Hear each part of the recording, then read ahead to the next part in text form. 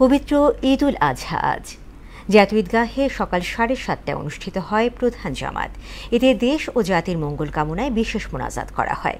নামাজ শেষে মুসল্লিদের সঙ্গে শুভেচ্ছা বিনিময় করেন প্রধান উপদেষ্টা প্রফেসর মোহাম্মদ ইউনূস।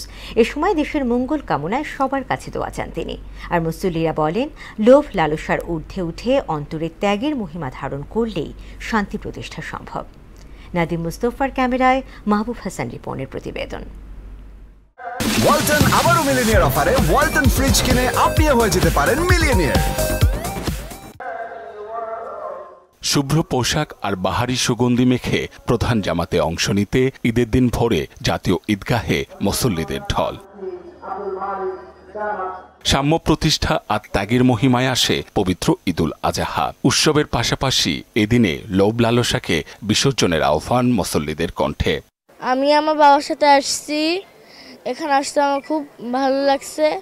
সবাইকে ঈদ মুবারক। আমরা সবাই যে ভাই ভাই তার একটা বন্ধনটা এখানে সৃষ্টি হয়, কারণ এখানে সবাই কেউ কাউকে চিনি না, অথচ একসাথে আমরা নামাজ পড়ি। প্রথমবার আসছি জাতীয় ঈদগাহ মাঠে, তো জায়গাটা চারপাশ সুন্দর।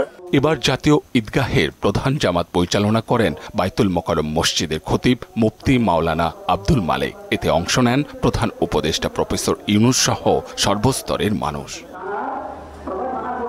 নামাজ শেষে দেশ, জাতি এবং মুসলিম উম্মার শান্তি কামনায় মোনাজাত করা হয়।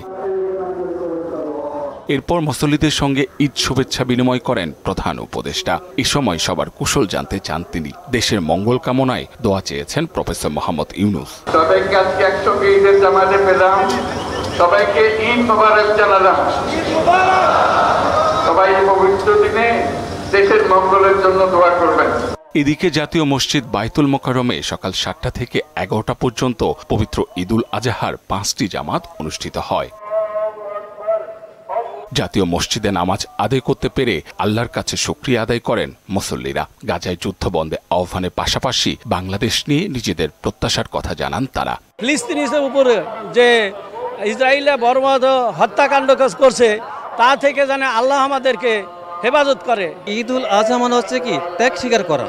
আমরা একে অপরকে কিভাবে ত্যাগ স্বীকার করবো, ভ্রাতৃত্ব বোধন করবো, ভালোবাসবো, একত্রে সমৃদ্ধ দেশ গড়বো। আল্লাহ তাআলা মহান, উনি বলেছেন সূরা রহমানে, তোমরা আমার কোন কোন নিয়ামতকে তোমরা অস্বীকার করবে। সেই ধারাবাহিকতা আমরা আল্লাহর সন্তুষ্টি অর্জনের জন্য আমরা কোরবানি করছি। আজকে এবছর ঢাকাতে 118টি ঈদগাহ ও 1,500-এর বেশি মসজিদে ঈদের জামাত অনুষ্ঠিত হয়। পরিবার, সমাজ ও রাষ্ট্রীয় জীবনে ত্যাগ, আত্মশুদ্ধি, সৌহার্দ্য ও সম্প্রীতির বন্ধন ছড়িয়ে পড়ুক, এমনটি প্রত্যাশা পবিত্র ঈদুল আজহায় জামাতে অংশ নেয়া মুসল্লিদের। মাহবুব হাসান রিপন, মোহনা সংবাদ, ঢাকা।